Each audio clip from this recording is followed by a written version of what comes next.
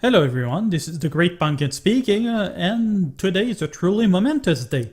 Indeed, after about 11 years since I first subscribed to this game, well, I'm now about to hit the level cap for the first time. So first we're gonna head to Voltabot's challenge in order to do that, and afterward we'll be headed to the Aeris Battlespire in order to do some player versus player action and showcase some of the classes in this game. So let's get going. We're gonna go see Ash here and head over there. Voltabot's challenge is usually one of the most popular way to earn quick XP as far as I know, and the way to level. That's basically the way I managed to get through all of this, that and farming. So let's get going. I'm gonna head over there and push the big red button.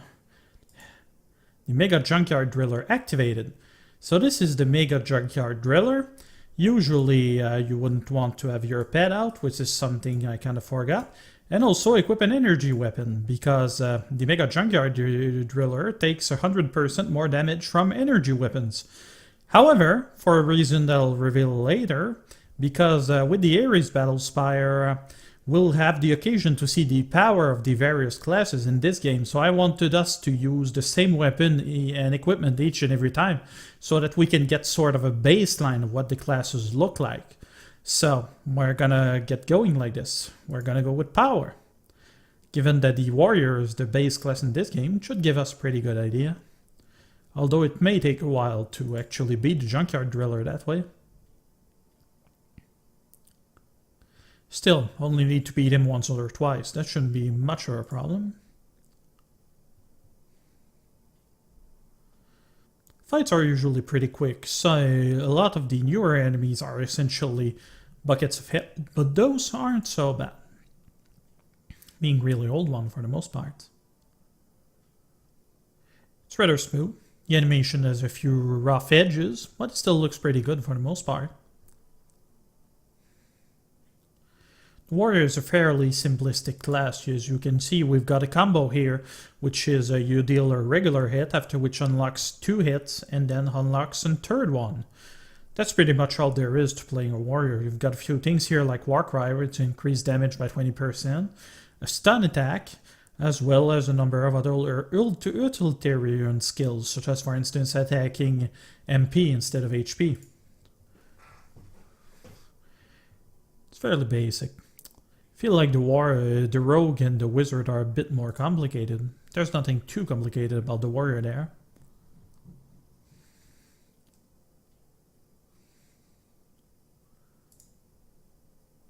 So, a little triple. I'm kind of happy about that. If I had gotten the Doomcola machine, I might not have gotten my level, but with this I'm pretty sure I will. I do apologize for the long time it takes for this, but still, we gotta do this right. And there we are. Dr. Voltabot's monster is out of control. Defeat it for him and he might give you a handmade creation. One of scrap metal. Well, it sounds like we'll have to do this another time. So let's do that. So now that we've had our baseline, let's just switch to an energy weapon. Make this as painless as possible. I'm equipping my soul-forged sword here. Oops, should have healed myself. Oh well, not a big deal. See that? 580 damage. On a critical, no less. Having the proper weapon to fight an enemy really makes a lot of these things a breeze. Really, there's not a whole lot the Junkyard Driller can do. It used to be a pretty potent monster, not so much anymore. Once upon a time it was.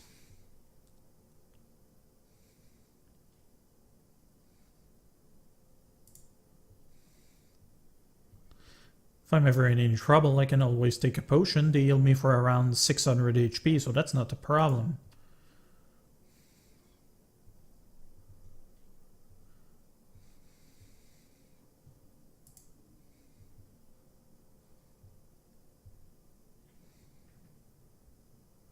Okay, and we're gonna finish with for a Haim hit to be sure we down him. Level up! Level 85. And that's the end of that. All done. So we're going to go ahead and go train a couple of stats while we're at it. We're going to head to the... what was this? The mayor's house, tent or whatever? I forgot. So some wisdom. And that's it. Now that I've gotten another level, I can now equip the Hero's Armband, which is a new item that is actually pretty powerful as far as bracers go. Some of the better stats yet. Although, there aren't a lot of bracers yet. So, we're gonna head to my house and get into our first class. I also forgot about something which is a little annoying, but oh well.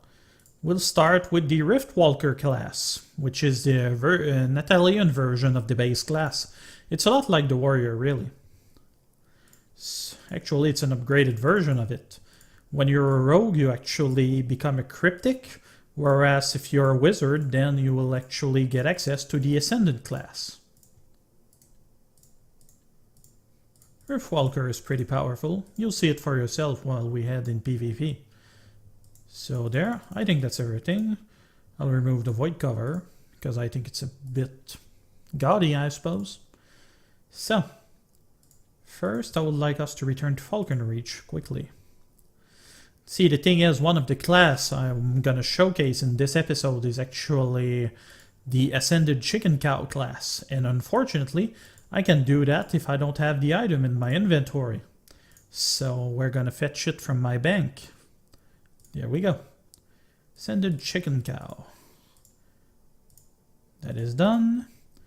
We can head over to the Aeris Battlespire.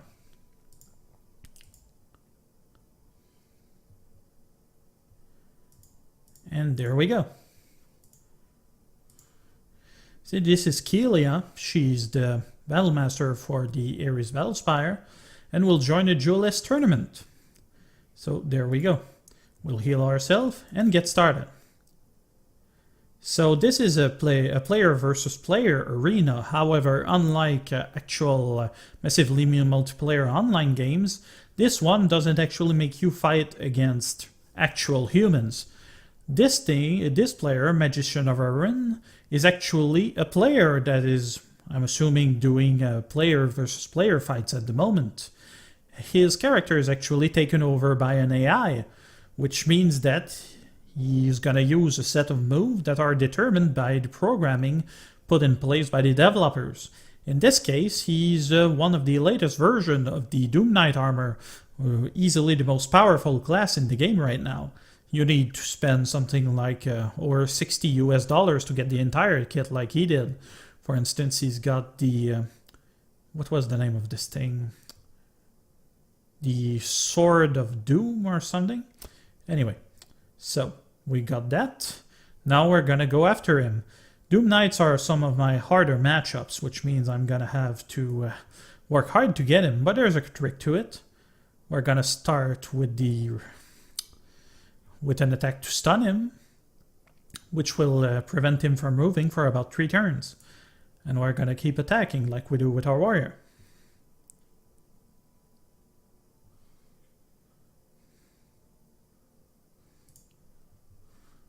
It would actually have been a better idea to stun him after he had done his move that triggers his countdown.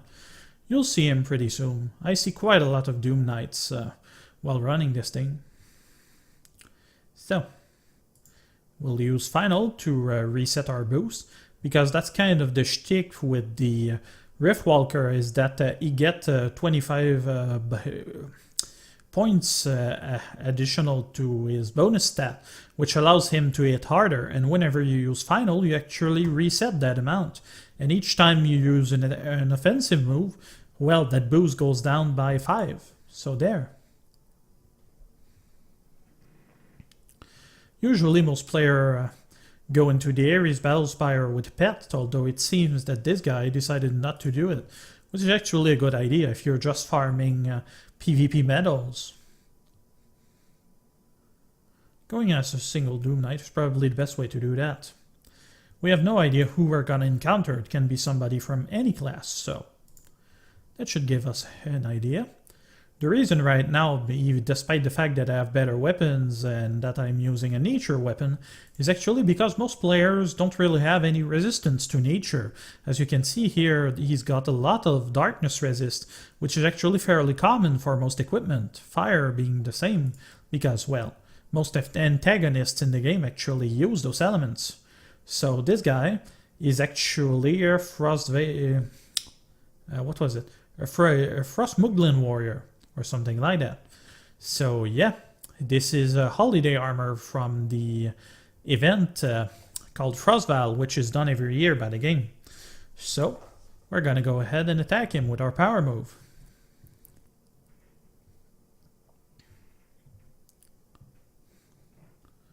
Boom. It's a pretty cool pet. It's got a lot of hits, although I feel like mine is better. I'm not really sure how their abilities work, although I'm told that the Frost Muglin Warrior is actually a really powerful armor.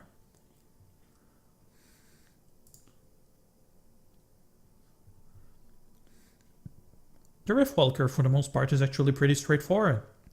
So you don't have to do much fancy stuff. I could, for instance, use the Riftwalker equivalent of Warcry to get something like a 40% damage bonus, although whenever I do that I lose like 5 points of bonus. So I kind of feel like simply going all out with this is actually the better strategy here. It's not a very mana intensive class as far as it goes, so you can keep going quite a while like this.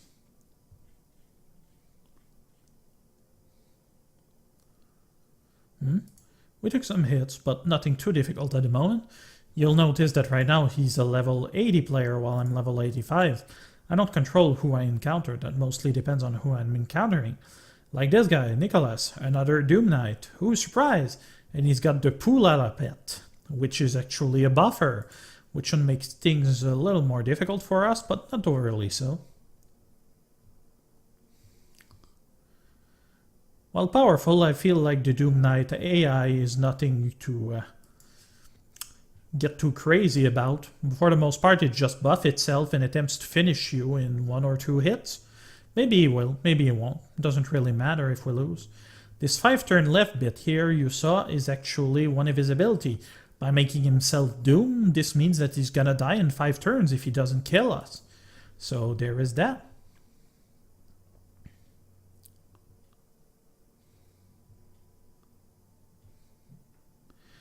Basically, the lore behind the Riftwalker is that they're essentially warriors that can actually slice the fabric of reality in order to make portals. This explains all the various black holes with stars that you see here. Not getting much hit into this guy with my pet. That's usually what happens. Ooh, really big hit on this guy. This could be dangerous as I could take a lot of void damage. This means that he had plenty of critical to go around. 2 turns left before he die. Kinda irks me when I'm not able to down a Doom Knight before the countdown goes.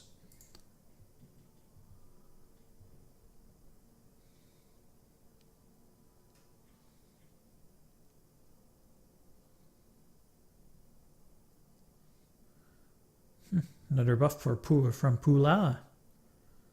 I wonder what he got. We might have a look. Poolala melee buff. How about that? I don't know what this does. What I know is that Poolala actually requires dragon coins and is sold as Cicero's Superstore if I'm not mistaken. There he goes, dead.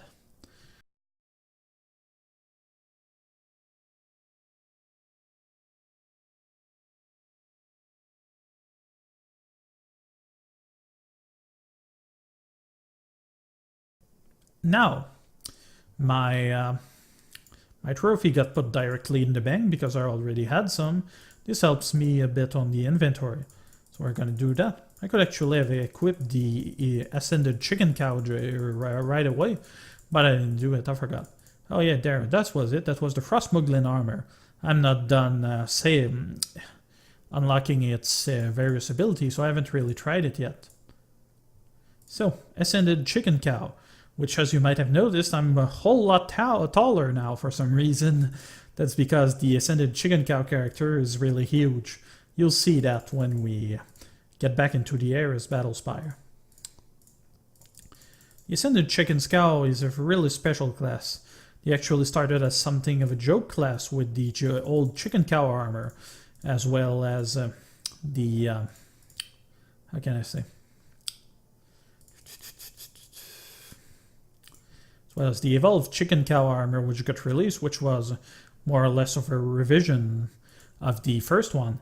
And in order to earn the Ascended Chickencow armor, you actually need to get both of the previous Chickencow armor, unless, of course, you want to pay dragon coins, which requires you to spend money. It's up to you to decide if you want to. Most of the Chickencow armor are available through drops, although the regular Chickencow armor, which means you'll need two, is actually a rare drop and might take some time to drop. So, something to know about. And beyond that, if you don't want to spend dragon coins, well, you have to go through some ridiculous trial in order to get it done. So we're up against Bob. Bob here is actually a Technomancer. So, there we have it. I'm going to use the Summon Archimoods move to increase my damage and my bonus to hit. That's basically a buff. As you can see, I'm pretty huge compared to this guy. You're supposed to be some sort of Chickencow demigod, so that explains the glowy eyes, among other things. You can also get glowy hair from the barber back in Mutopolis, which means that you can look even more like God if you do. So we're going to use the Ascendant Strike and destroy this guy. Good damage. I actually feel like this Ascended Chickencow armor is actually much more powerful than the Riftwalker, if only because you can disrupt its combo, unlike with the Riftwalker. If the Riftwalker misses the last piece of any of his combo, then the next combo will not become enabled. So that's actually better to have the Ascended Chickencow because he doesn't rely on combos. So we're going to call Arrestor, the NPC character that unlocks the Ascended Chickencow armor. It's a pun on the Greek god Ares and Ster. Like, for instance, the god of the Chickencow is actually called Zeuster, which is, of course, a pun on Zeus. So, yeah. Okay, so we've dealt with these. We're going to use the Chicken Blaster. Deal some fire damage as well as a dot. Fire isn't necessarily the best element for that, but it's a good move. No complaints, lot of it. Oh, but apparently that Technomancer used a move that removed all of my mana. So I'm pretty much done. That's a signature move for them, which can be pretty annoying. So now the only thing I can do is attack or flee. And fleeing is basically the same as dying. A signature move for the Chickencow armors. So I'll just take a mana potion and increase my MP by 270 something. It actually appears to have been less. So there, he used an AoE move and ended up hitting himself. Poor guy. That pet that he's running is actually pretty good too. We're gonna call the Chickencow herd and finish this guy. See? Nothing too difficult there. One thing is that, oh yes, it actually recovers potion. Oh, another Technomancer, that's rare. We're up against Borador. We're gonna use the Blueberry Cow Pie to reduce his chance to hit us.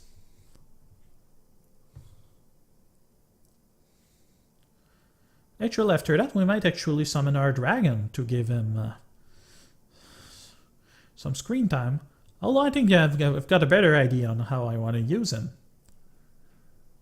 I've actually got no idea how long I want to keep showcasing those classes. I'll do as many as I feel like. That should suffice.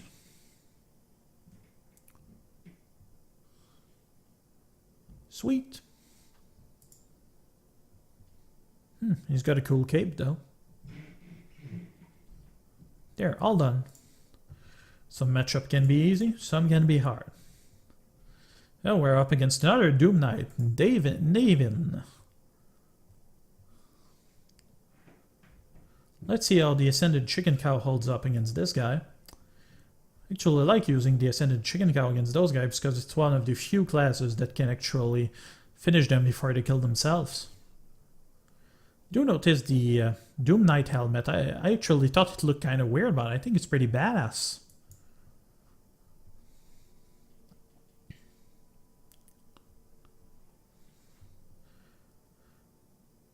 All of the class I've showcased up until now, with the exception of their warrior, are actually what we call tier 3 classes, which is basically a list that the developer balancing some of the class have actually made to give us a sense of the very intended power level for each of the classes.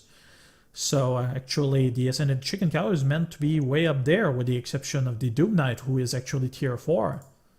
So there is that. We didn't get too lucky though. Too much health. If you want to make people suffer while doing PvP, just make sure you've got the most resistance that you can with this, like melee and magic, and then you know, just put as much stat in endurance as you can.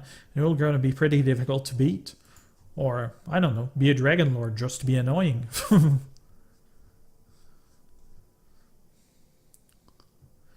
One turn left. I don't think we're going to be able to take him down. Oh well, was worth a shot. You'll notice that whenever the Ascended Chickencow gets hit, he actually laughs and says something. What he says actually, "Is that all you got?" So you've noticed now that I've been hit by something like 5 dots or something ridiculous like that. Well, that's because the disability that the Doom Knight does actually deals a whole bunch of damage over time. So there. Well, actually they deal them all at once, but you know. Anyway. Guy committed suicide, so there's that. There we go, another one. Time to change class. Please don't invade us, Falcon Reach. Considering how many times the city has been destroyed by wars, that's not really surprising. So. Oh, actually I wanted to go to my house. Oh well. I'll need to do something, maybe redecorate a bit. Let's see, what's next? Actually, I'm thinking maybe the Evolved Dragonlord is actually a good choice this time. That will allow us to showcase our dragon while we're at it. Whoops, that's the regular one. I want the color one. Ah, that's better. It's a bit of a different armor. The Evolved Dragonlord armor is actually a defensive one. Back in the days it used to be a whole lot different. I'll explain it while we fight with it.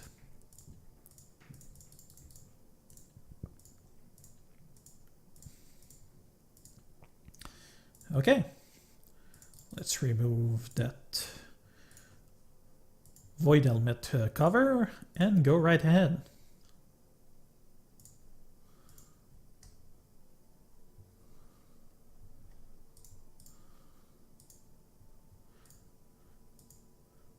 Whoops, before I forget. Okay, Dragon is already elementalized. We're gonna summon him and summon him as a pet. So let's do this. Let's go. Now, the Evolved Dragonlord can do a bunch of things. Among others, use various dragon powers, like Light, which will blind the enemy, or others like Frost or Fire, Fire which deals damage over time, which allows you to unlock Dragonheart. You've also got various combos in the form of Bite and Rush, which actually aren't tied to the regular attack, which is pretty cool. It's got a decent stun move, and got this combo attack that can be used when he's low on health, although that's not very usual for an Evolved Dragonlord.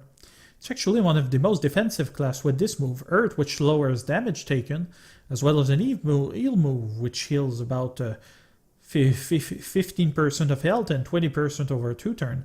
Add that with a good shield for 3 turns, and the guy can pretty much be taken down. Can even regen 30% of its mana. Really crazy. I'll try it against I don't know. Actually, that guy is a Master Soulweaver. That might actually be a good time to try that. Or a Dragon Spirit. Bam.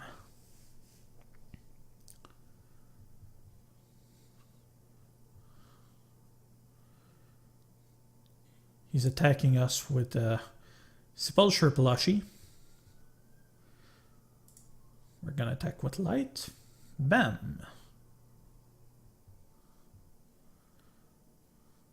Oh, our dragon attacked and dealt a dot. He'll use a number of various special abilities depending on what you actually trained him as. Sounds like he's got trouble now that he's blind.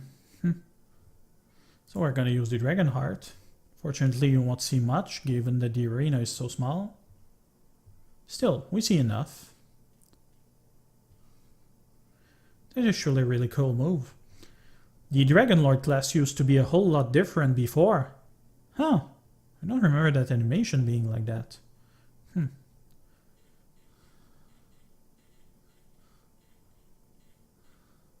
Poor guy, can't catch break. It's not even that his weapon is bad, it's because I used the Earth Dragon Spirit and that light thing. It's pretty much done. We're gonna use the Dragon Bite. So back in the day, the Dragonlord was actually a really different class.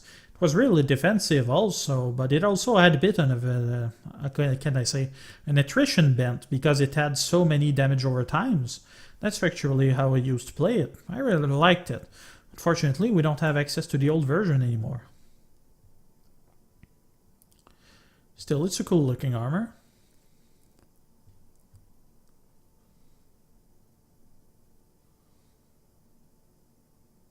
Dragon is dealing decent damage.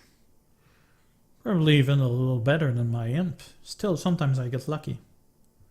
The reason I don't use him is that I feel it's unfair that the other players can't use their dragons and I can.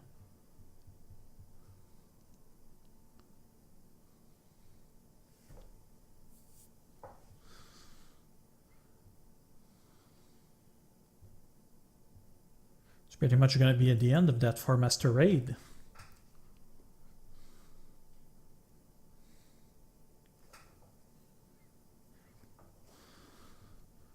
Finding players is actually a lot more, how can I say, a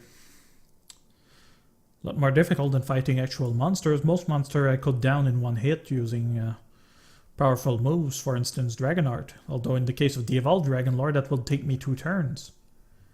Animations are really awesome though for the Dragonlord now. And he used a potion on himself for 100 damage. Yes, unfortunately your potion trading doesn't carry over in PvP. An unfortunate thing. Still, so we're gonna bash him. It's kinda cool that they added a shield to that class. They didn't used to do that. Oh well, my dragon actually healed me. I think the Master Soulweaver AI is actually kind of broken. It keeps trying to do its big move, but for some reason it can't. Who knows? The Master Soulweaver is actually a pretty good class. It's tier 3, if I'm not mistaken. Might be tier 2 actually. Yeah. Enemy's got about 2 potions, which means he's gonna run out pretty quickly.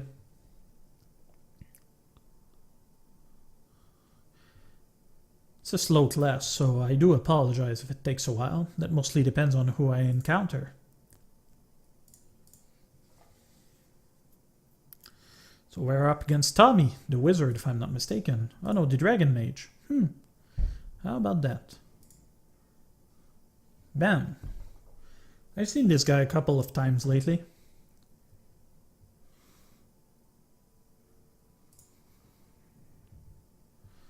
Something I tried recently was actually play against the character of the staff. The problem is that he has some tester with some staff-only weapons which can actually destroy you on higher level characters. For instance, I couldn't handle a fireball from Cersei, who is one of the NPC in the game and is named after one of the staff. So there is that. The swings are actually Dragonlord wings, which can actually match your Dragonheart move. This actual color will go really well with the other version. So now he's got his shield, then I'm kind of boned for the time being. Well, I'm gonna wait him out.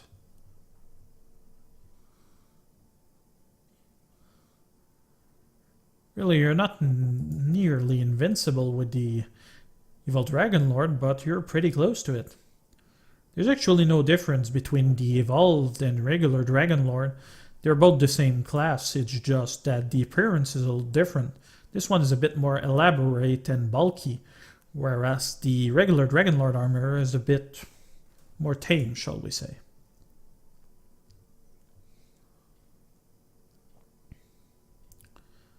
Bam.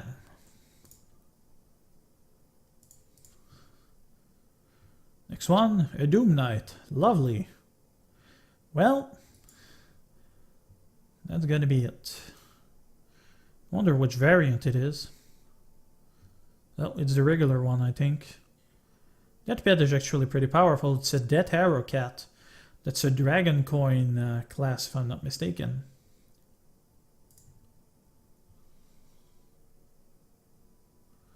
I'm gonna try to outdamage him. I don't see that happening.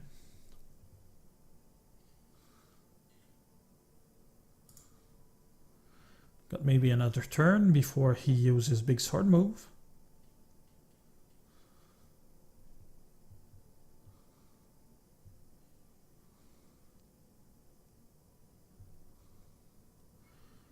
Yep, I think that's gonna be it. Oh, it's the Fierce Death Arrow cat.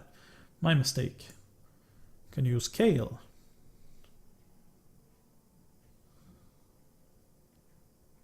Three turns left. Can't really do much against me.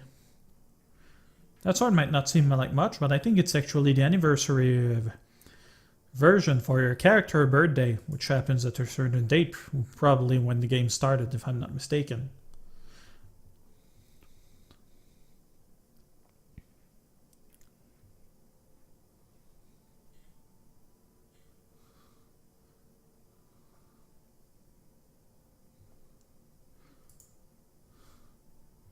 And that's pretty much it, really. Just gotta hold for another turn.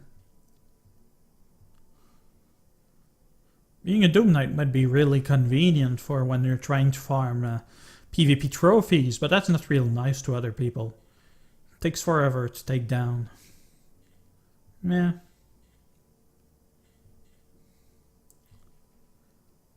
Little kitty got a problem with me, it seems. Well, not like he could have done much.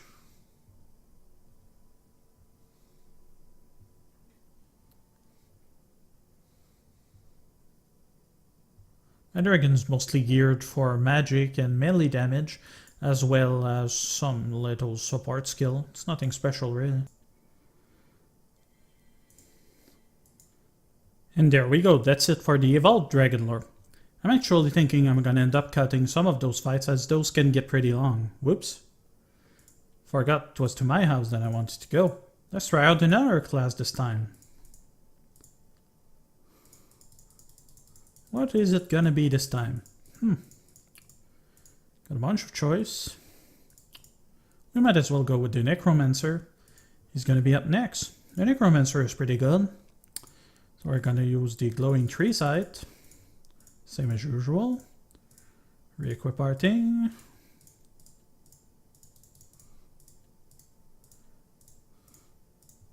And be on our way.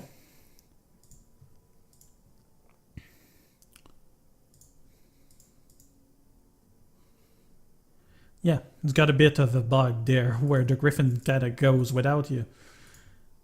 And you know, these things happen. So let's go. Necromancer is a pretty popular class in this game, and oh surprise, we're up against the male S in the Evolved Dragonlord. That's pretty cool. The thing is, the Necromancer is actually supposed to be a defensive class, and it's got a lot of moves that allows it to play into this, but the thing is, it deals so much damage that it doesn't really feel like that. With moves like, for instance, Life Tap, which allows you to steal 40% health over 3 turns, or I don't know, he's got wards that change the resist to the last attack's element. Given that most enemies are always the same element, that's actually a problem, which allows you to essentially be protected for 3 turns. And also ward, which protects you for 2 turns. Between that, a bunch of dots and other stuff, it's actually really powerful. So we're gonna start with Shadow Seed. It's also got a move where it has got an Aura of Fear, which deals periodic damage against the enemy. He's also got that Muglin Necromancer pet from last Frostval, which I missed. Meh. We're gonna use Dark Boon to strengthen our damage.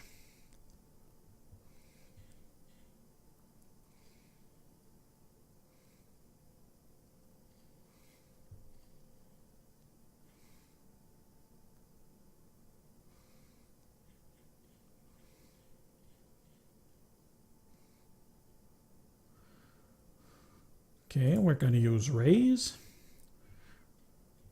This basically says summons a random undead minion to deal damage to the enemy.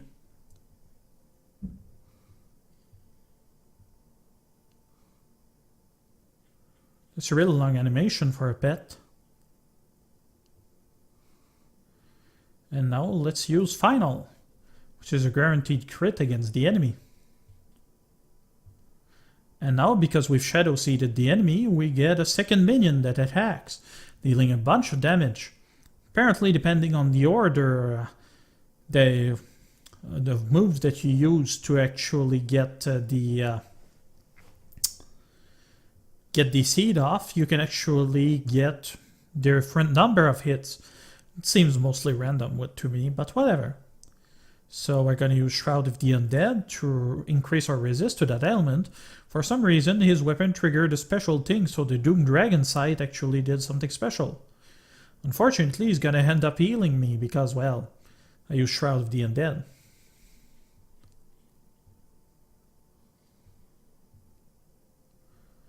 So yeah, I can do whatever I want. Let's do another race. Oh, we summoned an undead caster for 2 hits.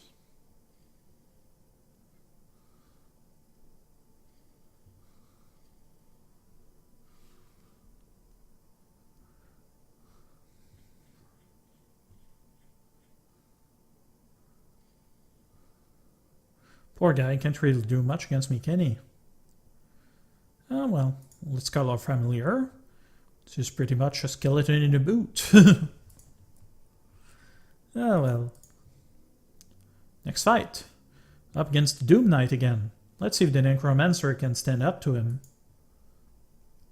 The Necromancer requires a bit of setup, but not that much really. It's not nearly as bad as the Evolved Pumpkinlord. Bam.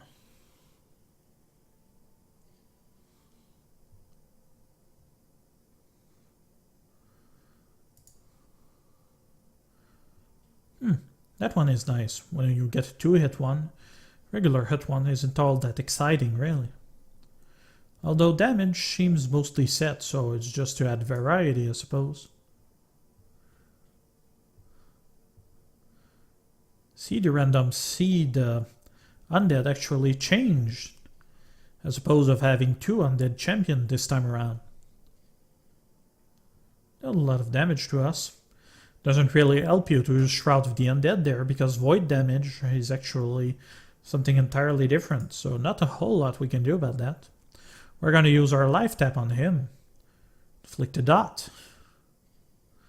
For 126 damage. He's putting up his shield that reflects some damage. Let's use Raise to send that weird dog undead, I suppose. Dude's only got 1/3 left, which means he's gonna pop his dots. Yep. And I'm pretty much dead.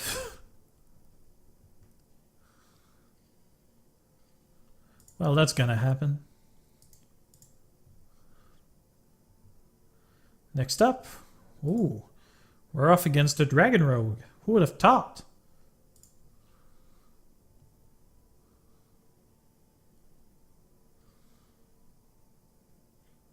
He's using a special Technomancer hammer, which is actually pretty cool looking with the class that uses it.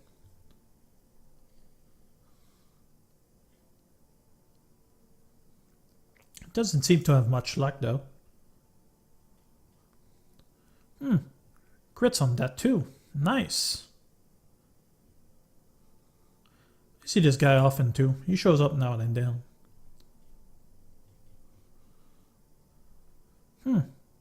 2 undead champion. How lucky. So yeah, basically the point behind this class, beyond being defensive and dots, it was actually to raise a ton of undead minions, which I think is really well done. Necromancer also got an area of effect attack with no cooldown, which actually makes it desirable in those situations. Cool, that's gonna be it for the Necromancer. Let's switch class. You've seen a couple. So that's actually pretty good.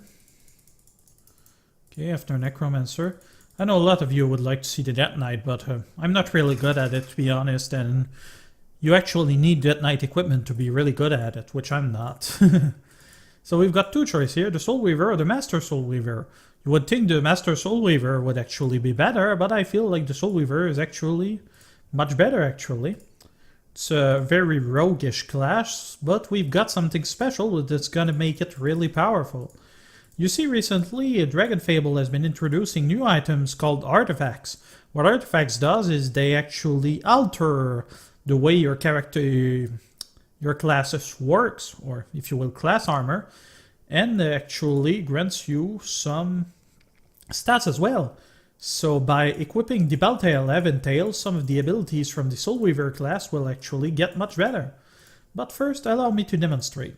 Usually I would take the an energy weapon with this, but since we want a baseline, I'm gonna stick with the nature weapon. Still looks good, I think. That's one of the reasons why the Soulweaver armor with the Belltail Eventail is actually a tier 3 class. Soulweavers are pretty popular. It's one of the more original things that came from this, although they do seem to really love Soulweavers. So what the Belltail Eventail allows you to do is to actually achieve full synchronization with your soul ally. So by using Soul Synced,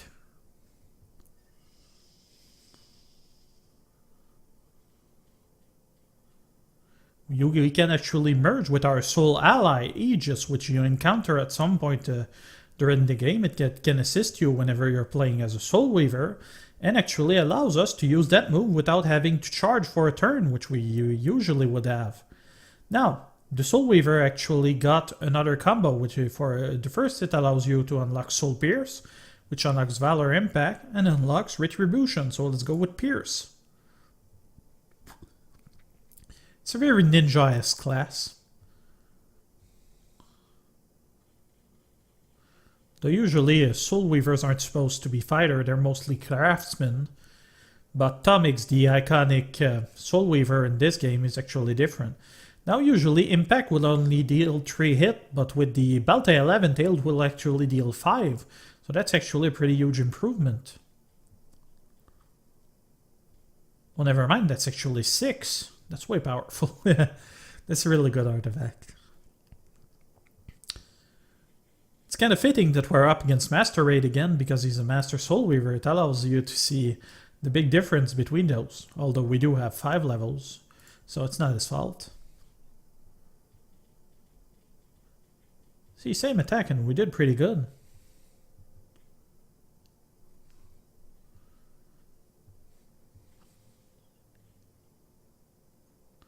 Okay, we're going to use Repent to apply a dot on this guy.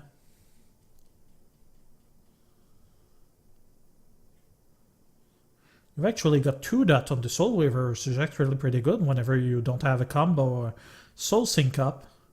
Yeah, actually I'm surprised that it isn't up. Oh, it is.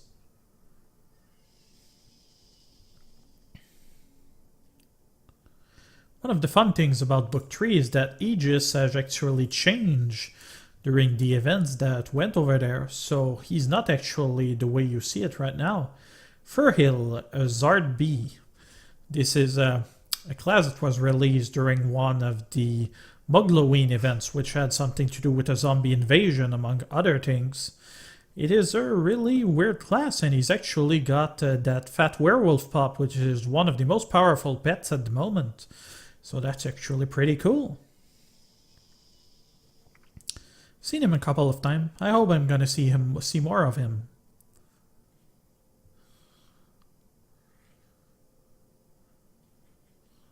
It is rather annoying that it makes a lot of noise. I've just recently found a way to actually mute the tabs for this game, because sometimes I'm farming and I don't know, watching Game of Thrones or whatever, and that's a bit annoying when that happens. Ooh, are we stuck? Apparently we are. That can happen with the fat werewolf now and then. We should be good pretty shortly. See? The game auto-fixed itself. Well, it shouldn't bug in the first place, but still.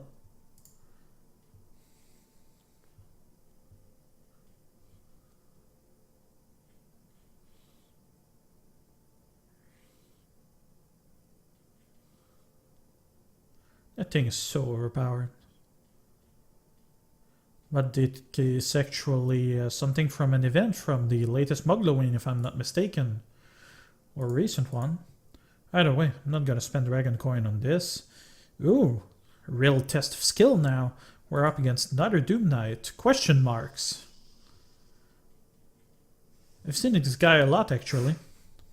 But then again, I see a lot of Doom Knights, so that shouldn't be surprising.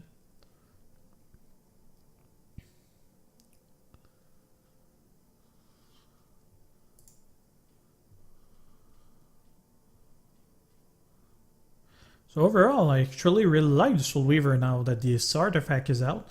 I feel it gives a much needed oomph to that class. The Master Soulweaver wasn't terrible, but it felt like it was a little low on damage. This pretty much fixes it entirely.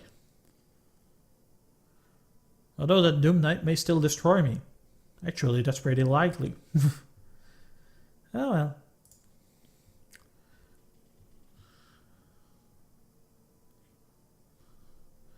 We probably won't be able to finish him before the end of this turn.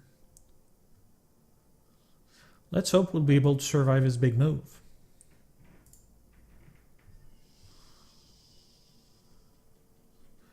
An interesting thing about Aegis is that he's actually an elemental spirit of ice. Which means that, as far as the fluff go, using an ice weapon will make sense with this character. Fortunately, I don't have any on me at the moment, so... much point in that. Besides, some of the weapons are actually cooler. I like nature and energy myself. That is done. Let's use Soul Slice to apply banishment. And he's gonna be dead as soon as it's his turn.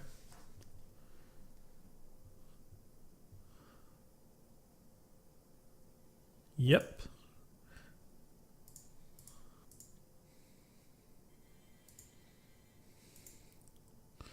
Okay, time to change class. I actually think that's going to be our last one for tonight. Let's see. We've actually seen some really powerful class tonight. I might showcase some of the other ones later, but eh. So we're going to finish with the Evolved Pumpkinlord. A fitting thing when you consider my name. So, we're going to go ahead, re-equip our things.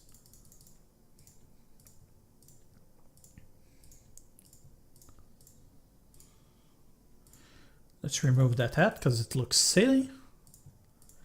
And be on our way.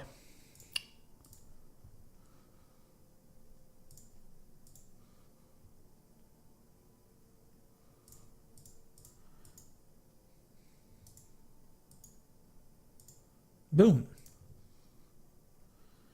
First off, we're off against Deadborn, a Doom Knight, which isn't the best way to showcase the power of this class, but still, I'll show some pretty interesting thing. Like for instance, we've got Creeping Root here, which stands for 3 to 5 turns. So I just start like this. It seems that he doesn't have enough immobility resistance, which is gonna make him useless for a couple of turns.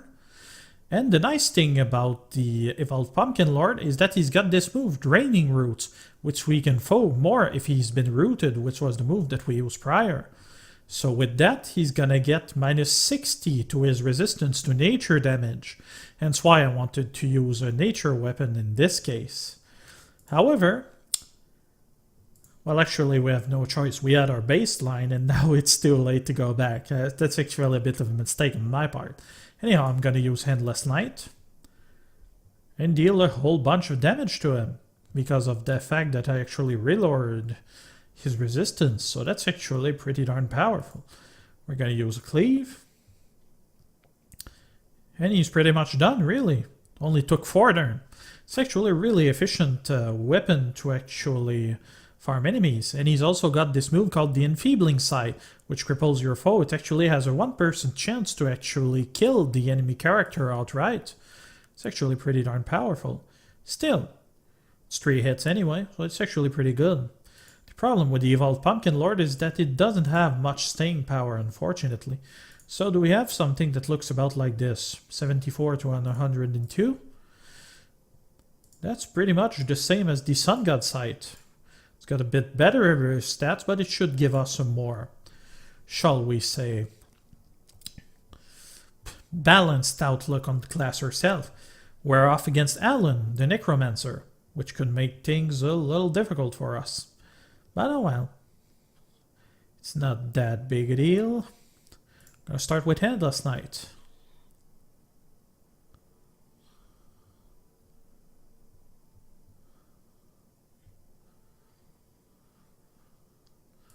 Gonna put Cleave.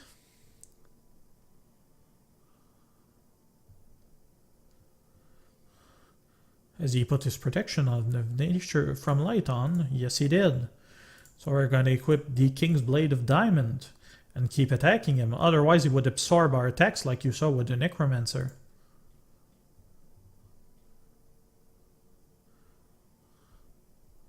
Well, actually that didn't seem to make much of a difference, because apparently Stite only deals nature damage. What are the odds, huh? We're gonna finish with Torn Cyclone. Which is more than enough if you ask me. It's actually nice about the Evolved Pumpkinlord, because between Cyclone and Sting, he can actually do a lot of area of effect attacks, which is pretty darn good. Another thing that this class can do is actually make itself pretty defensive. By using my shield move, I'm gonna try to force the enemy to actually take some damage from what he does against me. You've got this move, Bramble, which retaliates the damage that you've taken during the turn, then another bunch. So that's actually pretty cool.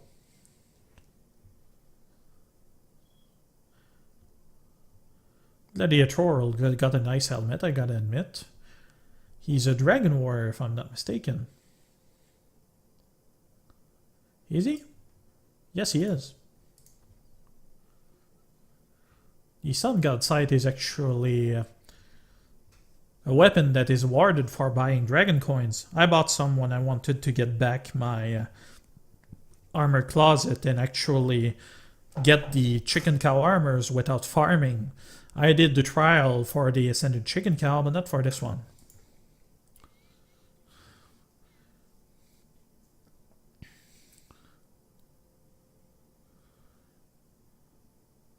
It also has a chance to stun him for one turn on the side. That's something I forgot to mention. So, it's actually pretty cool. We're gonna put up Bramble and actually, you know, make him take some damage from what he does. It's actually really useful against enemies who can actually deal more than one damage. Unfortunately, now my thorns have shattered, so now unfortunately, it won't return nearly as much damage. Still good. Makes it a pretty interesting defensive class. I see this guy pretty often too. This side that he has is one of the more powerful weapons in the game, if I'm not mistaken.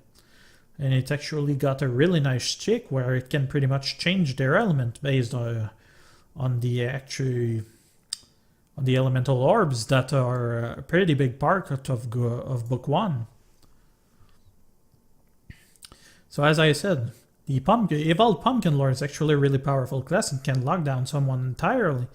Unfortunately, it doesn't have much juice while it's done. Still, it's got the Health Candy and the Mana Candy, which allows him to recover a whole bunch of stuff, so it's not totally wasted. If your enemy isn't down by the time you're done, well, you can still deal sufficient damage to finish them. It's gonna take a bit, but still.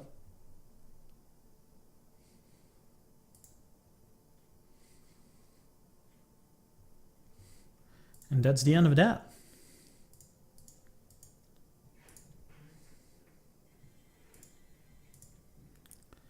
And that's going to be it for the time being. Thank you for sharing the moment of me getting to the level cap and watching all of those epic PvP battle that we got. And that's going to be it for the time being. This was the Great Pumpkin. You all have a pleasant time now. Bye bye.